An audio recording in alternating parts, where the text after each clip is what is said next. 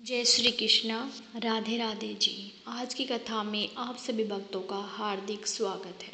भगवान श्री कृष्ण और श्रीमती राधा रानी जी की कृपा सदैव आप और आपके समस्त परिवार पर बनी रहे। तो भगवान श्री हरि विष्णु का ध्यान करके आज की पावन कथा का प्रारंभ करते हैं।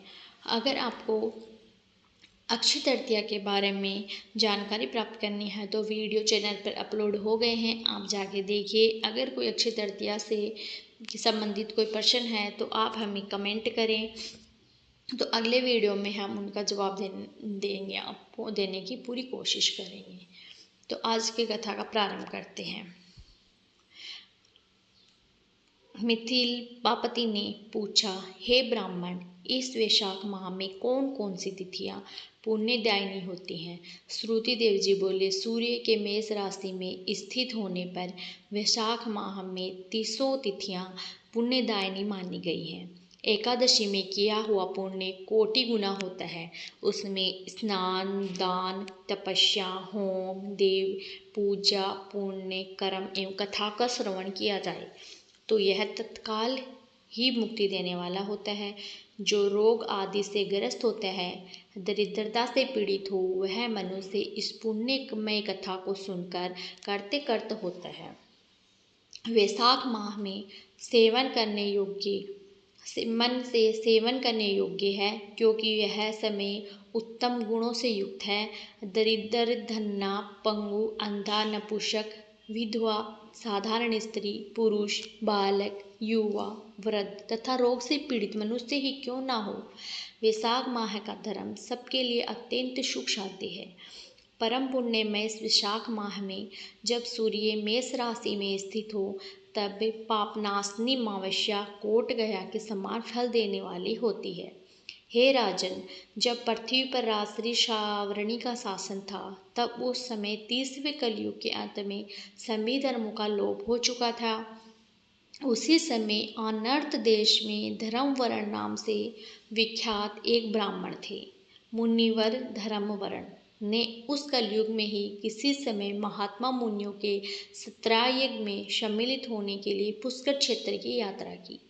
वहाँ कुछ व्रतधारी महर्षियों ने कलयुग की प्रशंसा करते हुए इस प्रकार कहा था कि सतयुग में भगवान विष्णु को संतुष्ट करने वाला जो पुण्य 1 वर्ष में साध्य है, वही त्रेता में 1 मास में और द्वापर में 15 दिनों में साध्य होता है। परंतु कलयुग में भगवान विष्णु का स्मरण कर लेने से ही उसमें 10 गुना पुण्य प्राप्त होता है। कलयुग में बहुत थोड़ा पुण्य भी कोटि गुना हो जाता है। जो एक बार भी भगवान का नाम लेकर दया दान करता है और दुर्भिक्ष में अन्न देता है, वह निश्चय ही ऊर्ध्व लोक में गमन करता है। यह सुनकर देवर्षि नारद हंसते हुए उन्मुक्त के समान नृत्य करने लगे। सभासदों ने पूछा, हे नारद जी, यह क्या बात है? तब बुद्धिमान नारद जी ने हंसते हुए उन सबको उत्तर दिया कि आप लोगों का कथन सत्य है। उसमें कोई संदेह नहीं है कि कलयुग में स्वल्प कर्म से ही महान पुण्य का साधन किया जाता है तथा कलेशों का नाश करने वाले भगवान केशव स्मरण मात्र से ही प्रसन्न हो जाते हैं। तथापि मैं आप लोगों से यह कहता हूँ कि कलयुग में यहाँ 2 बातें दुर्घट हैं। शिशेंद्रिया का निग्रह और जीवा को वश में रखना। यह दोनों कार्य जो सिद्ध कर ले, वही नारायण स्वरूप है। अतः कलयुग में आपको यहाँ नहीं ठहरना चाहिए।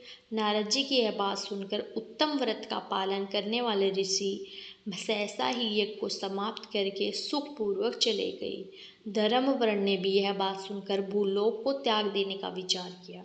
उन्होंने ब्रह्मचार्य व्रत धारण करके दंड और कमंडलू हाथ में ले लिया और जटावल्कलधारी होकर वे कलयुग के अनाचारी पुरुषों को देखने के लिए घर छोड़कर चल दिए।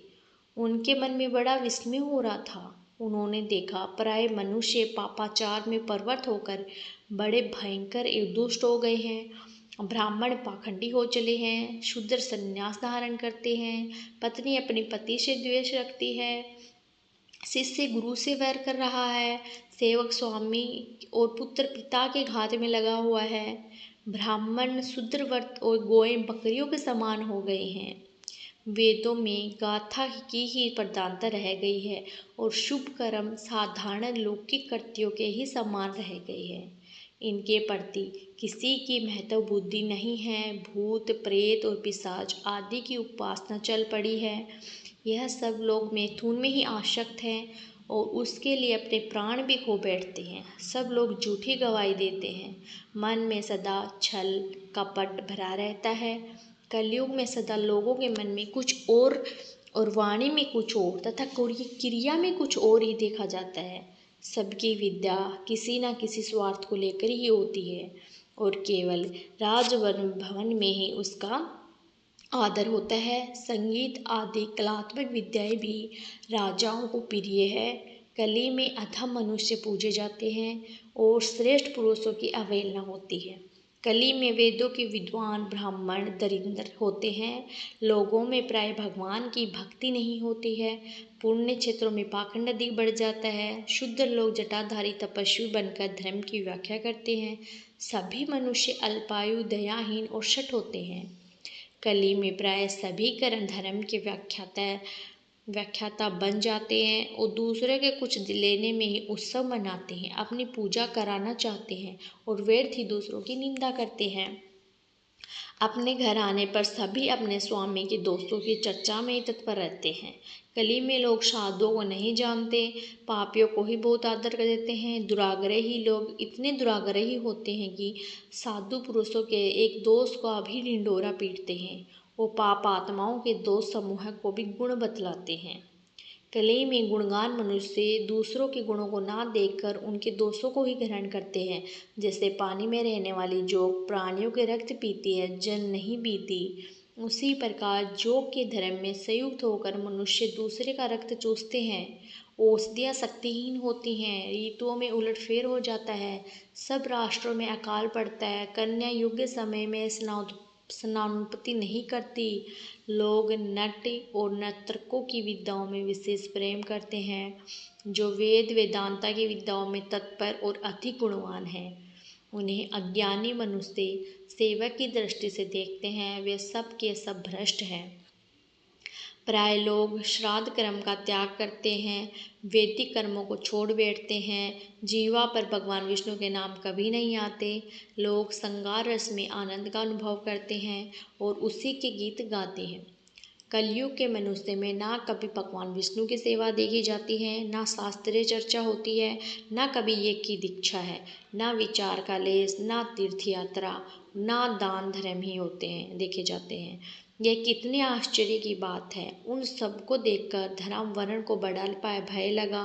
पाप से कुल की हानि होती देखकर अत्यंत आश्चर्य से चकित होकर वे दूसरे द्वीप में चले गए। सब द्वीपों और लोकों में विचरते हुए बुद्धिमान धर्म वर्ण किसी समय कौतूहलवश पितरक में गए। वहाँ उन्होंने कर्म में कष्ट पाते हुए पितरों को बड़ी भयंकर दशा में देखा। वे दौड़ते रोते और गिरते पड़ते थे। उन्होंने अपने पितरों को भी नीचे अंधकूप में पड़े हुए देखा। उनको देखकर आश्चर्य होकर दयालु धर्मवर्ण ने पूछा, आप लोग कौन हैं और किस दुष्तर कर्म के प्रभाव से इस अंधकूप में पड़े हुए हैं? पितरों ने कहा, हम भी वस्त गोत्र वाले हैं। पृथ्वी पर हमारी कोई संतान नहीं रह गई है, अतः हम श्राद्ध और पिंड से वंचित हैं, इसलिए हमें यह नरक का कष्ट भोगना पड़ रहा है। संतानहीन दुरात्माओं का अंधकूप में पतन होता है। हमारे वश में एक ही महायशस्वी पुरुष है जो धर्म वर्ण के नाम से विख्यात है, किंतु वह विरक्त होकर अकेला घूमता फिरता है। उसने गृहस्थ धर्म को स्वीकार ही नहीं किया। वह एक ही तंतु हमारे कुल में अवशिष्ट है। उसकी भी आयु क्षीण हो जाने पर हम लोग और अंधकूप में गिर पड़ेंगे, जहाँ से फिर निकलना कठिन होगा। इसलिए तुम पृथ्वी पर जाकर धर्म वर्ण को समझाओ कि हम लोग दया के पात्र हैं। हमारे वचनों से उसको यह भी बताओ कि हमारी वंश रूपा दुर्गा को काल रूपी चूहा प्रतिदिन खा रहा है। कर्म से सारे वंश का नाश हो गया है। एक तुम ही बचे हो। जब तुम भी मर जाओगे तब संतान परंपरा न होने के कारण तुम्हें भी अंधकूप में ही गिरना पड़ेगा। इसलिए गृहस्थ धर्म को स्वीकार करके संतान की वृद्धि करो। इससे हमारे और तुम्हारे दोनों की ऊर्ध्व गति होगी। यदि एक भी पुत्र वैशाख माह में अथवा कार्तिक माह में हमारे उद्देश्य से स्नान, श्राद्ध और दान करेगा तो उससे हम लोगों की ऊर्ध्व गति होगी और नरक से उद्धार हो जाएगा। यदि एक पुत्र भी भगवान विष्णु का भक्त हो जाए, एक भी एकादशी का व्रत करने लगे अथवा एक भी भगवान विष्णु की पापनाशक कथा श्रवण करे तो उसको 100 बीती हुई पीढ़ियों का तथा 100 भावी पीढ़ियों का उद्धार होता है। वे पीढ़ियाँ पाप से आवर्त होने पर भी नरक का दर्शन नहीं करती। दया और धर्म में रहित उन बहुत से पुत्रों के जन्म से क्या लाभ, जो कुल में उत्पन्न होकर सर्वव्यापी भगवान नारायण की पूजा ही नहीं करते। इस प्रकार प्रिय वचनों द्वारा धर्मवर को समझाकर तुम मुझसे विरक्त रूप पूर्ण ब्रह्मचारी आश्रम से गृहस्थ आश्रम में प्रवेश करने की सलाह दो। पितरों की यह बात सुनकर धर्मवर अत्यंत विस्मित हुआ और हाथ जोड़कर बोला, मैं ही धर्मवरण नाम से विख्यात आपके वंश का दुराग्रही बालक हूँ। यज्ञ में महात्मा नारद जी का यह वचन सुनकर ही कलयुग में प्राय कोई भी ऋषद और शिष्येंद्रियों को दृढ़तापूर्वक संयम में नहीं रखता। मर्द दुर्जनों की संगति से भयभीत होकर अब तक दूसरे द्वीपों में घूमता रहा। इस कलयुग के 3 चरण बीत गए और अंतिम चरण भी आभाग व्यतीत हो चुका है। मेरा जन्म तो व्यर्थ ही बीता है, क्योंकि जिस कुल में मैंने जन्म लिया उसके माता पिता के ऋण को मैंने नहीं चुकाया। पृथ्वी के भार उस शत्रु तुल्य पुत्र के उत्पन्न होने से क्या लाभ, जो पैदा होकर भगवान विष्णु और देवताओं तथा पितरों की पूजा ना करे। मैं आप लोगों की आज्ञा का पालन करूँगा। बताइए पृथ्वी पर किस प्रकार मुझे कलयुग से और संसार से भी बाधा नहीं प्राप्त होगी। धर्मवरण की बात सुनकर पितरों के मन को कुछ आश्वासन मिला। फिर पितर बोले, बेटा तुम गृहस्थ आश्रम स्वीकार करके स्नानोत्पत्ति के द्वारा हमारा उद्धार करो। जो भगवान विष्णु की कथा में अनुरुक्त होते हैं, निरंतर श्रीहरि का स्मरण करते और सदाचार के पालन में तत्पर रहते हैं, उन्हें कलयुग बाधा नहीं पहुंचाता। हे मानंद, जिसके घर में शालिग्राम, शिला अथवा महाभारत की पुस्तक हो उससे भी कलयुग बाधा नहीं दे सकता। जो वैशाख माह के धर्मों का पालन करता, माघ स्नान में तत्पर होता है और कार्तिक में दीप देता है, उसे भी कली की बाधा नहीं प्राप्त होती। जो प्रतिदिन महात्मा भगवान विष्णु की पाप नाशक एवं मोक्षदायिनी दिव्य कथा सुनता है, जिसके घर में बलि वैश्य देव होता है, शुभकारिणी तुलसी स्थित होती है, जिसके आंगन में उत्तम गो रहती है, उसे भी कलयुग बाधा नहीं देता। अतः पापात्मक युग में भी तुम्हें कोई भय नहीं है। बेटा शीघ्र पृथ्वी पर जाओ। इस समय वैशाख माह चल रहा है। यह सबका उपकार करने वाला माह है। सूर्य के मेष राशि में स्थित होने पर 300 तिथियां पुण्यदायी मानी गई हैं। एक एक तिथि में किया हुआ पुण्य कोटि कोटि गुना अधिक होता है। उनमें भी जो वैशाख की अमावस्या तिथि है वह तो मनुष्य को मोक्ष देने वाली देवताओं पितरों का बहुत प्रिय है, शीघ्र ही मोक्ष की प्राप्ति करने वाली है। जो उस दिन पितरों के उद्देश्य से श्राद्ध करते हैं और जल से भरा हुआ घड़ा एवं पिंड देते हैं, उन्हें अक्षय फल की प्राप्ति होती है। हे महामते, तुम शीघ्र जाओ और जब अमावस्या हो तब कुंड सहित श्राद्ध एवं पिंडदान करो। सबका उपकार करने के लिए गृहस्थ धर्म का आश्रय लो। धर्म, अर्थ और काम में संतुष्ट हो उत्तम संतान पाकर फिर मणिव्रत से रहते हुए सुखपूर्वक दीप दीपांतर में विचरण करो। पितरों के इस प्रकार आदेश देने पर धर्म वरण मुनि शीघ्रतापूर्वक भूलोक में गए। वहाँ मेष राशि में सूर्य के स्थिति रहते हुए वैशाख माह में प्रातःकाल स्नान करके देवताओं, ऋषियों तथा पितरों का तर्पण किया। फिर कुंभदान सहित पाप विनाशक श्राद्ध करके उसके द्वारा पितरों को पुनरावृत्ति रहित मुक्ति प्रदान की। तत्पश्चात उन्होंने स्वयं विवाह करके उत्तम संतान को जन्म दिया और लोक में उस पापनाशिक अमावस्या तिथि को प्रसिद्ध किया। तदंतर वे भक्ति पूर्वक भगवान की आराधना करने के लिए हर्ष के साथ गदमादन पर्वत पर चले गए। इसलिए वैशाख माह की यह अमावस्या तिथि परम पवित्र मानी गई है। हरे कृष्णा, आज की कथा का यहीं पर समाप्त करती हूँ। उम्मीद करती हूँ यह कथा आपको जरूर पसंद आई होगी। ओम विषम विषम कोटकारो भूत भव्य भूत प्रभु भूत करत्ते भूत कर भरते भावो भूतात्मा। ये तुलसी चालीसा। श्री तुलसी महारानी करु विन्य सिर नाय, जो मन मोह संकट विकट दीजे मात न साय। नमो नमो तुलसी महारानी, महिमा अमित न जाय खानी दियो। विष्णु तुमको सननामा, जग में छायो सहित महान ना विष्णु प्रिया। जय जयति भवानी दीहु, लोक की हो सुख खानी। भगवत पूजा करे जो कोई, बिन तुम्हारे सफल न होए। जिन घर तव नहीं होय निवासा, उस घर करहे विष्णु नहीं वासा। करे सदा जो तव नित्य सुमृत, ते ही के काज होए। सब पूरन कार्तिक माह है महात्मा तुम्हारा, ताको जान सब संसारा। तब पूजन जो करे कुमारी, पावे सुंदर वर्ष सुकुमारी। करे जो पूजा नित्य प्रति नारी, सुख संपत्ति से होय सुखारी। वरदा नारी करे जो पूजन, मिले भक्ति होवे पुलकित मन। श्रद्धा से पूजे जो कोई, भवन दिसे तर जावे सोई। कथा भागवत एक करावे, तो बिन नहीं सफलता पावे। छायो तब प्रताप जग भारी, ध्यावत तुम ही सकल चितधारी। तुम ही मात यंत्रण तंत्रण में, सकल काज सिद्धि होवे क्षण में। ओस्ती रूप आप हो माता, सब जग में तब यश विख्याता। देव ऋषि मुनि और तपधारी, करत सदा तव जय जयकारी। वेद पुराण तब यश गाया, महिमा अगम पार नहीं पाया। नमो नमो जय जय सुख कारणी, नमो नमो जय जय दुखार निवारणी। नमो नमो सुख संपत्ति देनी, नमो नमो हाट छेनी। नमो नमो भगदग दुर्हरणी, नमो दुष्ट अनशन में छेनी। नमो नमो भव पाव पार उतारनी, नमो नमो परलोक सुधारनी। नमो नमो निज भक्तन उर्बारणी, नमो नमो जन काज सवारनी। नमो नमो जय कुमति नशावनी, नमो नमो सब सुख उपजा नवनी। जयति जयति जय तुलसी माई, ध्याय तुमको शीस नवाई। निज जन माँ जानी मोहि अपनाओ, बिगड़े कारज आप बनाओ। करो विनय में मात तुम्हारी, पूर्ण आशा करूँ हमारी। शरण चरण कर जोरी मनाऊँ, निस दिन तेरे ही गुण गाऊँ। करो मात अब तो माया पर धाया, निर्मल हो सकल मम काया। मांगो मात यही वर दीजिए, सकल मनोरथ पूर्ण कीजिए। जानू नहीं न कुछ नेम आचारा, क्षम हो मातु अपराध हमारा। 12 मास करे जो पूजा, तो सम जग में ओ नहीं दूजा। प्रथम ही गंगा जल मंगवावे, फिर सुंदर स्नान करावे। चंदन अक्षत पुष्प चढ़ावे, धूप दीप नैवेद्य लगावे। करे आचमन गंगा जल से, ध्यान करे हृदय निर्मल से। पाठ करे फिर चालीसा की स्तुति, करे मात तुलसा की है विधि। पूजा करे हमेशा, ताके मन नहीं रहे कलेसा। करे मास कार्तिक का साधन, सोवे नित पवित्र हुई जाही।